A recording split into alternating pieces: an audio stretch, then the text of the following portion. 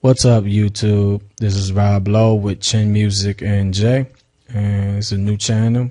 And I'm not really going to be doing tutorials. It's really going to be more for my music. But, you know, when I find something that I think is useful, can really help some people out, or, you know, something of interest where there's a lack of information on YouTube, you know, I'll try to pass a jewel or two along.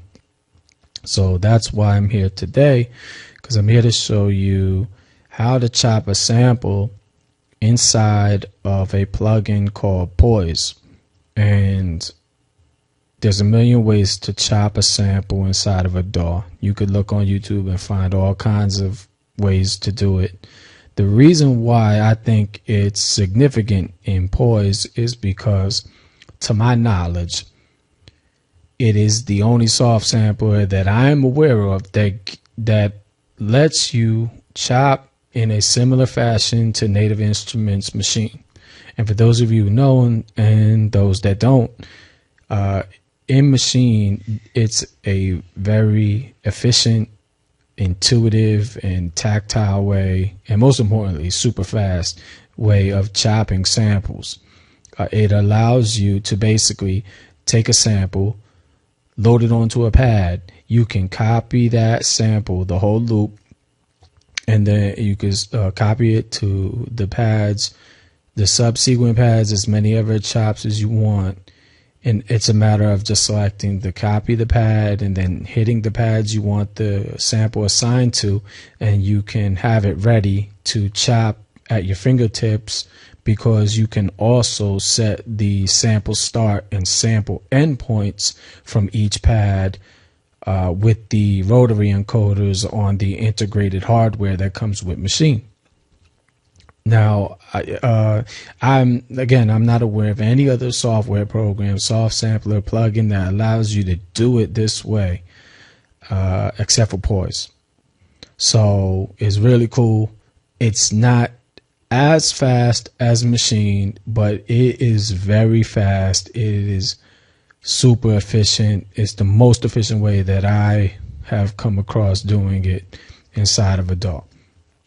Now, usually what I would do is I would pull a sample into Edison, mark my regions, and then drag them to the FPC, or I would chop it in Slice X or what have you. But if you see here, it's a real cool way of doing it. And inside of FL, and I'm not sure if this translates into other DAWs, because each DAW has its way of handling the MIDI parameters or the editing of the parameters. But inside of FL Studio, to map the endpoints, it takes an extra step before you can do it. And I'm going to show you how to do that right now. So I have a sample loaded here.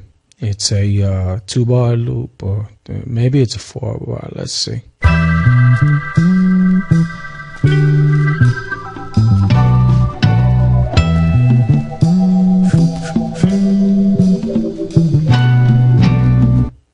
Okay, so we got a 4-bar loop, and what the first thing that you'll see is that it loads a waveform on the right hand side and of the plugin. And if you right click, it gives you the option to MIDI learn the sample start. You can map the sample start, sample end, the sample zoom to zoom on the waveform, and the sample scroll, which will scroll through the waveform when you're zoomed in.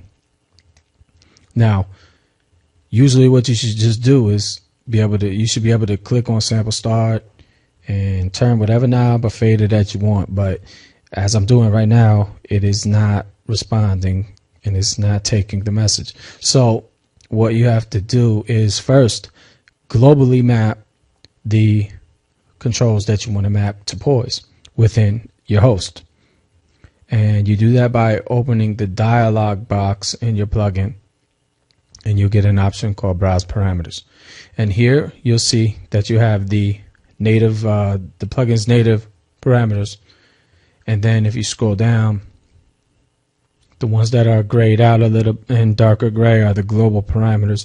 And you'll see some that are labeled general purpose controller.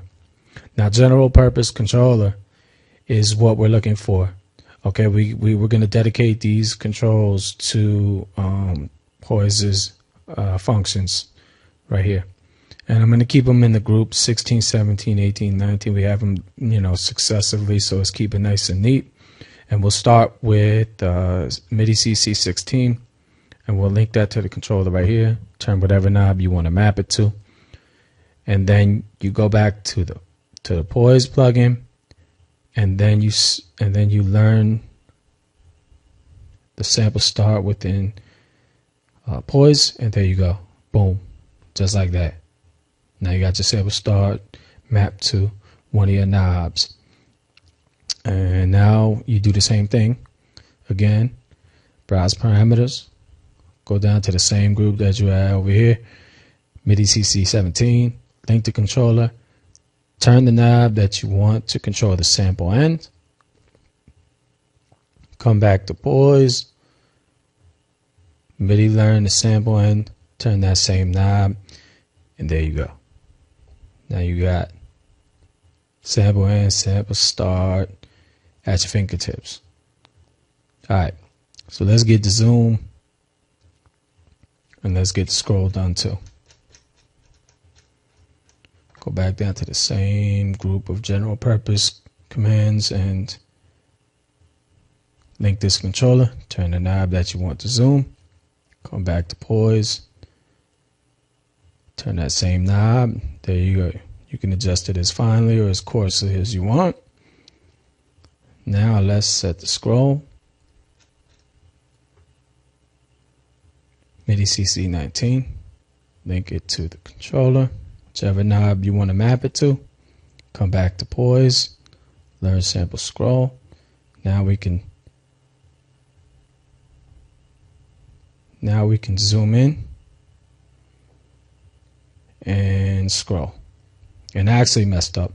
I have to go back and map this again because I overwrote the mapping for the sample end. Alright, so let me go back here. Do this again.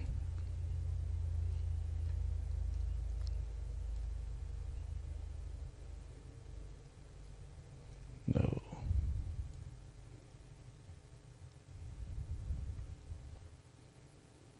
Okay, then MIDI learn. Let me just come back and set this again.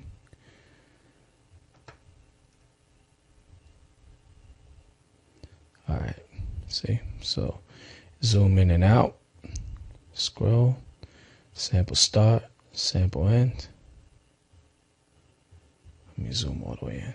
All right, sample start, sample end.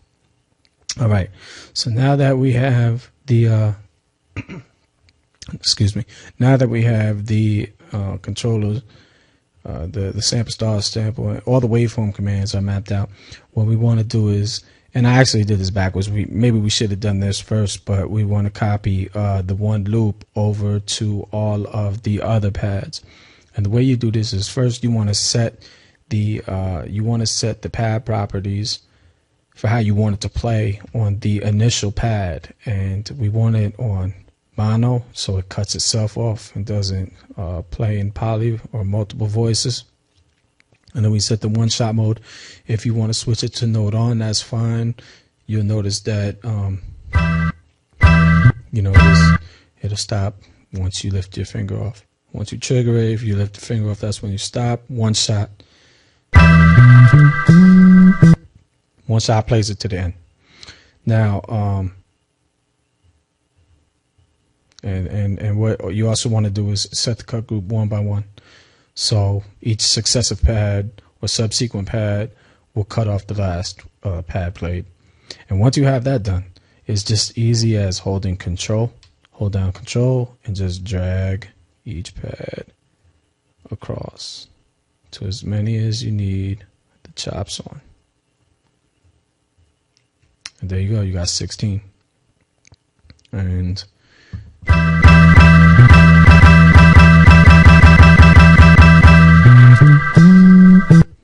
now one thing that is a major inconvenience, it kind of really sucks about Poise, is that when you trigger a pad like such, it will not focus on that specific pad inside the plugin. So there's no, reciprocity. It's not focused inside the plugin window, so you still have to do that manually with the mouse. So if you want to set the chops like this in pad 1, you gotta click on it with your mouse, right? And then you have the control set up, and then you gotta go to the second one. You gotta go to the second one, and zoom out. Okay, and then you should be good right here.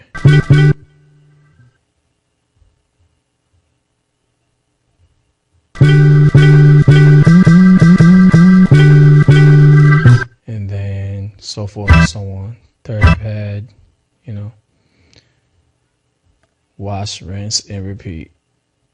Set the third chop up right here. Let's see what we got.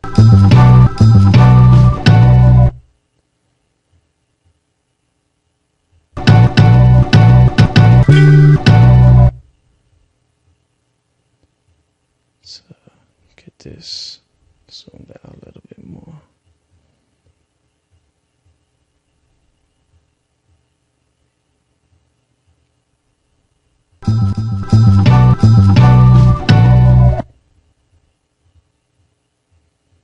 Okay.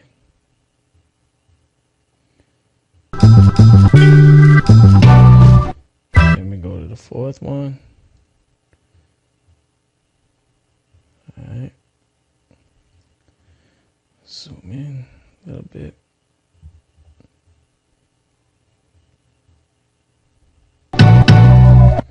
All right, and then it says.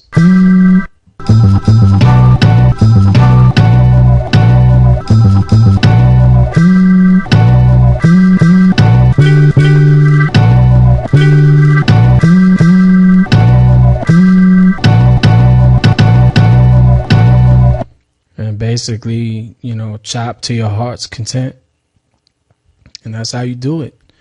I hope this tutorial helped you out. I think it's great.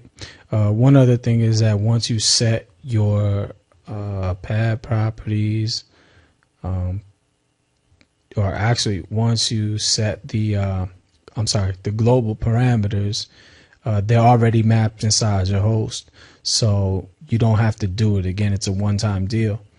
Once you have them mapped in Poise, you can also save that as a template or a preset that you can pull up whenever you load or open up your DAW, so you don't have to go through that setup again either. So I hope that you find this useful, and if you do, please like, comment, subscribe, whatever, and that's it. Take it easy, man.